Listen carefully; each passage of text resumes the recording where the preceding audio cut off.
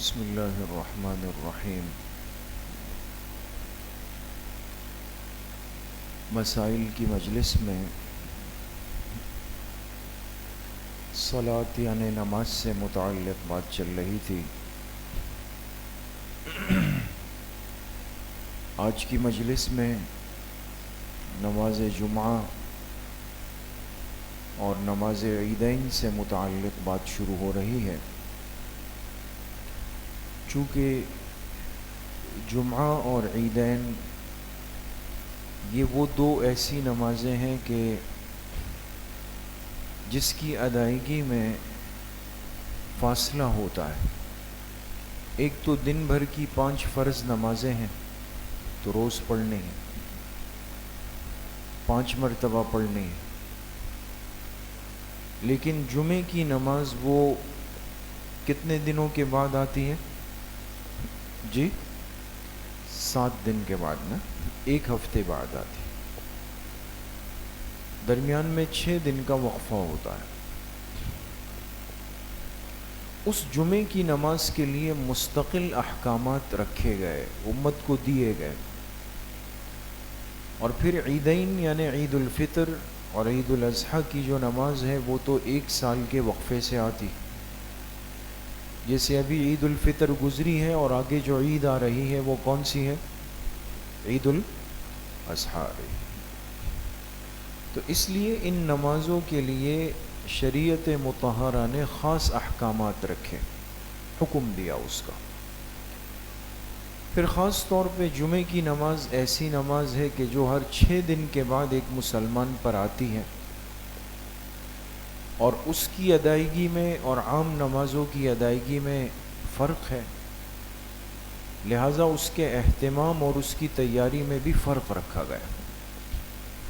عام نماز پڑھنے کے لیے حکم ہے کہ انسان وضو بنا لے، وضو کا اہتمام کر لے، تازہ وضو کر لے اور آ کے نماز پڑھ لے۔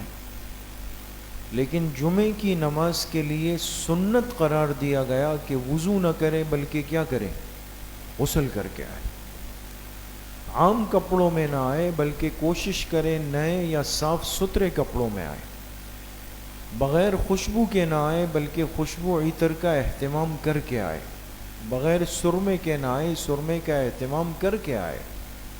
تاخیر سے نہ آئے بلکہ وقت سے پہلے مسجد آئے، اور جتنا خطیب کے قریب بیٹھے گا اتنا اس کا اجر اور فضیلت بڑھ جائے گی۔ احکامات ہے جمعے کے لیے۔ اس لیے میرے عزیز و دوستو بزرگوں، اس نماز کے لیے اور اس دن کے لیے ایک مسلمان کو تیاری کا حکم دیا گیا، اور جہاں احادیث میں اس نماز کے، اس دن کے فضائل ہیں، وہاں اس نماز کو ترک کرنے کی وعیدیں بھی بڑی سخت ہیں۔ حدیث پاک میں آتا ہے، جناب نبی کریم صلی اللہ علیہ وسلم نے فرمایا، تمام دنوں میں سب سے افضل اور بہتر دن وہ جمعے کا ہے، اور اسی دن اللہ تعالیٰ کے حکم سے حضرت آدم علیہ السلام کو تخلیق کیا گیا، یعنی آپ کو پیدا کیا گیا۔ اور اسی جمعے کے دن آدم علیہ السلام کو جنت میں داخل کیا گیا، اور اسی جمعے کے دن ان کو جنت سے نکالا گیا اور نکال کر کے زمین پر اتارا گیا، اور آخر میں فرمایا اسی جمعے کے دن اللہ پاک انسانوں پر قیامت کو قائم فرمائیں۔ تو بڑی اہم باتیں اس دن میں پیش آئی ہیں اور آتی ہیں اور آئیں گی آگے چل کر، لہذا اس دن کی ایک بڑی اہمیت ہے۔ اسی طریقے سے ایک اہم بات جو جمعے سے متعلق ہر مسلمان جانتا ہے اور جاننی چاہیے، کہ جناب نبی کریم صلی اللہ علیہ وسلم نے فرمایا کہ اس دن میں، جمعے کے دن میں، ایک ایسی گھڑی اور ایسا وقت آتا ہے جو ساعت اجابت ہے، قبولیت کی گھڑی ہے، کہ اس وقت میں بندہ اللہ پاک سے جو دعا مانگتا ہے اللہ پاک اس کو قبول کرتے ہیں۔ وہ دعا مستجاب ہوتی ہے اور وہ قبول کر لی جاتی ہے، اور وہ اسی جمعے کے دن میں ایک گھڑی ہے۔ اب وہ وقت کون سا ہے، وہ گھڑی کون سی ہے، اس پر پہلے بھی بات ہوئی۔ محدثین نے اس پر بڑی محنت کی، ان اوقات کے بارے میں اور پھر فرمایا کہ ایک تو جب جمعے کی نماز کے لیے خطیب خطبہ دینے کے لیے آئے، خطبے سے مراد جمعے والا عربی والا خطبہ، ایک تو اردو کا بیان ہے نا، ایک تو اردو کا بیان ہوتا ہے جو خطبے سے پہلے ہوتا ہے، جس میں کم کم لوگ آتے ہیں، چند لوگ آتے ہیں، پھر آہستہ آہستہ لوگ بڑھتے ہیں. جو عربی کا خطبہ جمعے کے لیے دیا جاتا ہے اس کا سننا واجب ہے. اور یاد رکھے کہ واجب اس عمل کو کہا جاتا ہے کہ جس کو چھوڑنے پر بندہ گناہگار ہوتا ہے. اب آپ بتائیں کہ ہماری مسجدوں میں کتنا مجمع ایسا ہے جو کم از کم عربی والے خطبے سے پہلے آ کے صف میں بیٹھ چکا ہوتا ہے. کیا خیال ہے دوستوں؟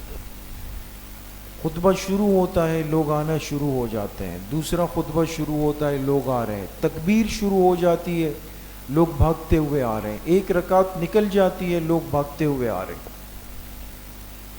یعنی اس جمعے کے واجب خطبے کی اہمیت اور اہتمام آج مسلمان کے دل میں رہا ہی نہیں. ترک واجب کا گناہ کتنا بڑا طبقہ ہر جمعے کے دن اپنے کندھے پر لے کر جاتا ہے. اثر تو ہوگا اس کا، بے برکتی تو ہوگی، پریشانیاں تو پیدا ہوگی. تو اس لیے میرے عزیزو دوستو بزرگو، جمعے کا عربی خطبہ سننا وہ تو واجب ہے، اس کے بغیر چارہ کار نہیں. تو بعض محدثین فرماتے ہیں کہ جب خطیب خطبہ شروع کر دے تو آپ جانتے ہیں کہ کتنے خطبے دیے جاتے ہیں؟ 2 خطبے. اور پہلے خطبے کے بعد تھوڑا سا مختصر سا وقفہ ہوتا ہے، چند سیکنڈ کا وقفہ ہوتا ہے، جس میں وہ ممبر پہ بیٹھ جاتے ہیں اور ہم نیچے بیٹھے ہوتے ہیں. تو بعض محدثین نے فرمایا کہ یہ وہ گھڑی ہے، وہ ساعت ہے کہ جس میں اللہ پاک مانگی ہوئی دعا کو قبول کرتے ہیں خطبوں کے درمیان. لیکن اس میں یہ مسئلہ یاد رکھنا چاہیے کہ جب جمعے کا خطبہ شروع ہو جائے، عربی خطبہ، پھر کسی بھی قسم کی بات چیت، بول چال یا ہاتھ اٹھا کر کے دعا کرنا یہ ممنوع ہو جاتا ہے. اس لیے بہت سارے لوگ یہ تو سن چکے ہوتے ہیں کہ 2 خطبوں کے درمیان کی گھڑی وہ قبولیت کی ہے، لیکن اس مسئلے سے ناواقفیت کی بنا پہ کیا کرتے ہیں کہ جب امام بیٹھ جاتے ہیں تو وہ ہاتھ اٹھا کے دعا کرتے ہیں. آپ نے بھی دیکھا ہوگا. تو ایک تو یاد رکھیں کہ یہ طریقہ قابل ترک ہے، اس کو چھوڑا جائے گا، منع ہے، ہاتھ اٹھا کے دعا نہیں کرنی. دوسرا، زور زور سے آواز سے نہیں کرنی. تو پھر دعا کیسے کریں گے؟ نہ ہاتھ اٹھائے نہ زبان استعمال کی، تو دعا کس سے ہوگی دوستو؟ دل سے ہوگی. دل ہی دل کے اندر اللہ پاک سے جو مانگنا ہے، جو اہم باتیں ہیں، انسان پہلے سے دماغ میں تازہ کر لے. آج اللہ پاک سے یہ مانگنا ہے، تو لہٰذا 2 خطبوں کے مابین بغیر ہاتھ اٹھائے، بغیر زبان اور ہونٹوں کو ہلائے، دل ہی دل میں اللہ پاک سے مانگے. اور دوسرا قول محدثین نے یہ لکھا کہ جمعے کے دن جو اختتام کا وقت ہے، دن ختم ہوتا ہے اسلامی لحاظ سے کس وقت؟ مغرب کے وقت. تو پتہ ہے جیسے ہی مغرب کا وقت داخل ہوتا ہے تو تاریخ تبدیل ہو جاتی ہے، اسلامی تاریخ، دن ختم ہو گیا. جیسے اس وقت جو ہم درس دے رہے ہیں دوستو، یہ کون سا دن ہے؟ انگریزی لحاظ سے تو منگل کا دن ہے، لیکن اسلامی لحاظ سے بدھ کا دن ہے، اس لیے کہ مغرب کے بعد ہے، عشاء کے بعد ہو رہا ہے. تو لہٰذا جمعے کے دن جب عصر کی نماز بندہ پڑھ لیتا ہے اور غروب کا وقت قریب آ جائے، یہ جو مغرب کا قریبی وقت ہے نا دوستو، اس سے پہلے کہ یہ جو آخری ساعات ہے، 5-10 منٹ کا جو وقت ہے، یہ انتہائی قیمتی اور بابرکت وقت ہے، اس کو ضائع نہیں کرنا چاہیے. لہذا ہر جمعے کے دن ہمیں یہ اہتمام کرنا چاہیے کہ مغرب سے 5-10 منٹ پہلے باوضو ہو کر آ کے صف میں قبلہ رو ہو کر بیٹھ کر توجہ اور تسلی کے ساتھ اللہ پاک سے دعا مانگیں. یہ ساعت اجابت ہے، قبولیت دعا کا وقت ہے. لیکن ہم ضائع کر لیتے ہیں اس کو. تو ان باتوں کا اہتمام بھی ضروری ہے. یہ اللہ پاک نے جمعے کے دن رکھا ہے. اسی طریقے سے حدیث پاک میں آتا ہے، آپ علیہ الصلاۃ والسلام نے فرمایا تمہارے تمام دنوں میں سب سے افضل دن جمعے کا ہے، اور اسی جمعے کے دن قیامت کا سور پھونکا جائے گا. سور جو حضرت اسرافیل علیہ السلام پھونکیں گے. پھر آپ علیہ السلام نے فرمایا اس دن تم مجھ پر کثرت سے درود شریف پڑھا کرو. کون سے دن؟ جمعے کے دن. درود شریف تو روز پڑھنا ہے، مسلمان روز پڑھے گا، لیکن کثرت سے، زیادہ اہتمام سے. کثرت سے درود شریف پڑھو، اس لیے کہ جمعے کے دن جو تم مجھ پہ درود شریف پڑھتے ہو وہ خاص اہتمام کے ساتھ مجھ پر پیش کیا جاتا ہے، خاص اہتمام کے ساتھ. تو صحابہ اکرام رضوان اللہ علیہم اجمعین نے عرض کی کہ اللہ کے رسول صلی اللہ علیہ وسلم آپ پر درود شریف کیسے پیش کیا جا سکے گا جبکہ آپ تو قبر میں ہوں گے. اب بات سنیں دوستو، بڑی اہم روایت ہے. جبکہ آپ تو اپنی قبر میں ہوں، اور قبر انسان کے جسم کو قبر کی مٹی کھا لیتی ہے. وہ ذہن میں بات تھی، شبہ تھا کہ عموماً چونکہ مٹی انسان کے جسم کو کھا لیتی، تو آپ علیہ الصلاۃ والسلام سے تسلی کرنا چاہیں کہ یہ جو بات ہے، اس کے باوجود آپ کا یہ ارشاد فرمانا کہ مجھ پہ درود شریف پیش کیا جائے گا جبکہ بندے کا جسم مٹی ہو جاتا ہے، تو یہ کیسے ممکن ہوگا؟ تو آپ علیہ الصلاۃ والسلام نے فرمایا ان اللہ حرم علی الارض اجساد الانبیاء، بے شک اللہ نے زمین پر حرام کر دیا ہے کہ وہ پیغمبر کے جسم کو نقصان پہنچا سکے. انبیاء کا جسم قبر میں بالکل محفوظ ہوتا ہے، اس میں ذرہ برابر بھی فرق نہیں آ سکتا. عام امتی کے لیے کیا ترتیب ہے؟ تو عام امتی کے لیے علماء نے لکھا کہ اگر اللہ چاہے اور اس بندے کے جسم کو قبر کی مٹی نہ کھائے، اللہ کا حکم ہو، یہ بھی ہو سکتا ہے. اور ہمارے کتنے بزرگ، کتنے اکابر، کتنے اللہ والے گزرے ہیں جن کے واقعات ہیں اور سچے واقعات ہیں، اور آنکھوں دیکھا مشاہدہ بیان کیا گیا ہے کہ جب بھی ان کی قبروں کو کھولا گیا تو وہ اپنی قبروں کے اندر بالکل صحیح سالم تھے. اور عام قبرستان نہیں، جنت البقیع جو مدینہ منورہ کا قبرستان ہے اور اس کائنات کا سب سے بابرکت قبرستان ہے، جس کے لیے حدیث پاک میں آتا ہے قیامت کے دن سب سے پہلے بقیع کے مردوں کو ان کی قبروں سے اٹھایا جائے گا. اور آپ علیہ الصلاۃ والسلام نے فرمایا میں اپنے دونوں ساتھیوں کے ساتھ، ساتھیوں سے مراد حضرت ابوبکر صدیق اور حضرت عمر رضی اللہ عنہ، دیکھیں میں دونوں ساتھیوں کے ساتھ اپنی قبر سے اٹھوں گا اور سب سے پہلے ہم تینوں کہاں جائیں گے؟ بقیع کے قبرستان جائیں گے، اور وہاں کے مردے اپنی قبروں سے نکلیں گے، میں ان کو وصول کروں گا، پھر وہاں سے ہم سیدھا معلیٰ آئیں گے، جنت المعلیٰ جو مکہ مکرمہ کا قبرستان ہے، اور میں وہاں کے مردوں کو جو زندہ ہو چکے ہوں گے ان کو لے کر کے میدان محشر کی طرف چلا جاؤں. تو یہ جو نیک لوگوں نے ہمیشہ دعا مانگی ہے نا بقیع کی، اللہ پاک سب کو نصیب فرمائے. اس کی وجہ یہ ہے دوست، یہ وہ خوش نصیب ہوں گے جو سب سے پہلے آقائے دو جہاں کے ساتھ ہوں گے، اٹھیں گے، جائیں گے. تو بقیع کے اندر آپ جانتے ہیں، اور جو لوگ جا چکے ہیں اللہ سب کو حاضری نصیب فرمائے.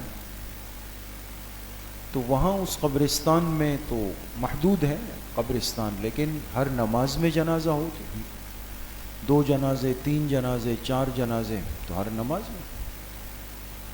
تو انہوں نے ایک حصہ تو ان بزرگ ہستیوں کا ہے جو ابتدا سے آج تک جن کی قبروں کو نہیں چھیڑا گیا، جس میں آپ علیہ الصلاۃ والسلام کی ازواج مطہرات، ہم سب کی مائیں امہات المومنین ان کی قبریں اسی حالت میں ہیں پہلے دن سے آج تک. اسی طرح آپ علیہ السلام کی جو بنات ہے، آپ کی جو صاحبزادیہ ہے، وہ اپنی قبروں میں پہلے دن سے آج تک ان کی قبروں کو کسی نے ہاتھ نہیں لگایا، وہ محفوظ ہے. اسی طریقے سے آپ علیہ الصلاۃ والسلام کے رضاعی بیٹے، آپ علیہ الصلاۃ والسلام کے بیٹے حضرت ابراہیم جو فوت ہوئے، ان کی قبر وہاں پر ہے اور وہ بالکل محفوظ ہے. آپ علیہ الصلاۃ والسلام کی رضاعی والدہ حضرت حلیمہ سعدیہ رضی اللہ عنہ جو بعد میں مدینہ منورہ آئی اور آپ کے ساتھ رہی، ان کا انتقال ہوا، ان کی قبر جنت البقیع میں ہے، بالکل محفوظ ہے. حضرت عثمان رضی اللہ عنہ جب شہید ہوئے، آپ کی قبر جنت البقیع میں ہے اور محفوظ ہے، اور بہت سارے صحابہ. لیکن باقی جتنا بقیع کا حصہ ہے اس کو جہاں عام مومنین کی قبریں ہیں تو وہ ایک عرصے بعد ان کی مقصد دوبارہ سے کھود کر کے نئی قبریں بنائی جاتی ہے اس کو. اور انہوں نے ایک ایسا وقت رکھا ہے کہ کتنے عرصے میں جسم انسان کا قبر میں ختم ہو جاتا ہے. تو جنت البقیع کے اندر ہمارے کئی ایسے بزرگ موجود ہیں کہ وقت پورا ہونے پر جب ان کی قبروں کو کھودا گیا اور کھولا گیا تاکہ اس میں نئے مردے کو رکھا جائے، تو وہ حضرات اس میں اپنے جسم اور کفن دونوں کے ساتھ بالکل محفوظ تھے. جسم ان کے صحیح سالم تھے، اور اس میں ہندوستان کے بلکہ پھر بعد میں ہجرت کے بعد پاکستان تشریف لائے حضرت مولانا بدر عالم میرٹھی رحمۃ اللہ علیہ. اسی طریقے سے ہمارے حضرت مولانا عاشق الہی بلند شہری رحمۃ اللہ علیہ، یہ بھی کراچی میں ہوتے تھے، پھر ہجرت کر کے مدینہ منورہ گئے. ہمارے خاندان کے بڑے اور پرنانا حضرت مولانا عبدالغفور عباسی مہاجر مدنی رحمۃ اللہ علیہ. یہ وہ چند نام میں صرف ایک اشارتاً عرض کر رہا ہوں کہ ان بزرگوں کی قبروں کو جب کھولا گیا، سینکڑوں لوگ موجود تھے، تو دیکھا گیا کہ ان کے جسم اور کفن بالکل صحیح سالم. تو 3 مرتبہ کے بعد انہوں نے پھر کیا کیا، علماء سے پوچھ کر ان قبروں کو منڈیر بنا کر کے محفوظ کر دیا کہ بھئی اس کو نہیں چھیڑے، ان کے جسم یہاں پر بالکل محفوظ. تو عام امتی کا جسم بھی قبر میں محفوظ ہو سکتا ہے اگر اللہ چاہے تو، لیکن یہ بات اس میں یاد رکھیں کہ عام امتی کے لیے قبر میں محفوظ ہونا ہی اس کی فضیلت کا معیار نہیں ہے. کہ خدا نخواستہ اگر ہم کسی کو دیکھ لیں کہ اس کا جسم مٹی ہو چکا ہے اور کہے کہ پتہ نہیں یہ کیسے بندہ تھا، نہیں.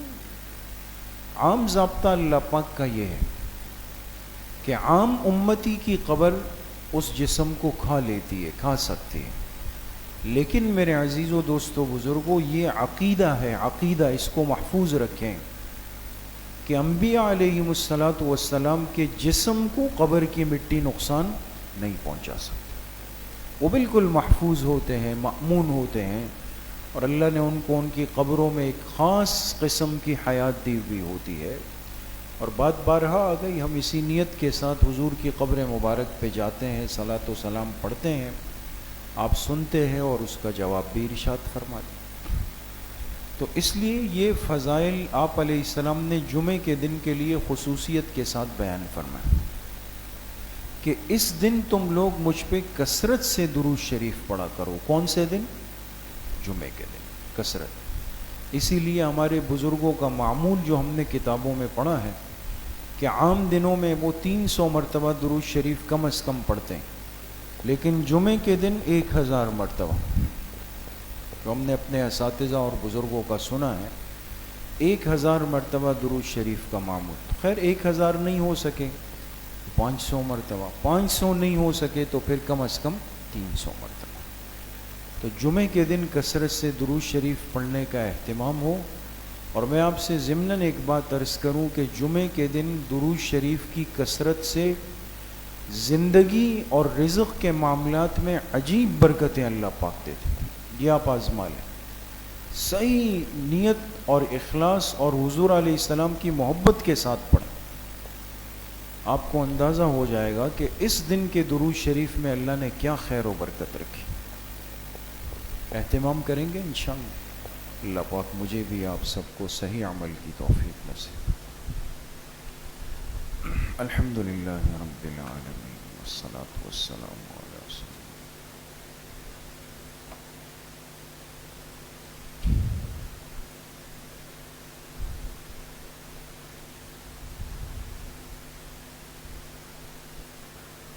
وصلی اللہ وسلم علی نبینا محمد وآلہ واصحابہ اجمعین برحمتہ.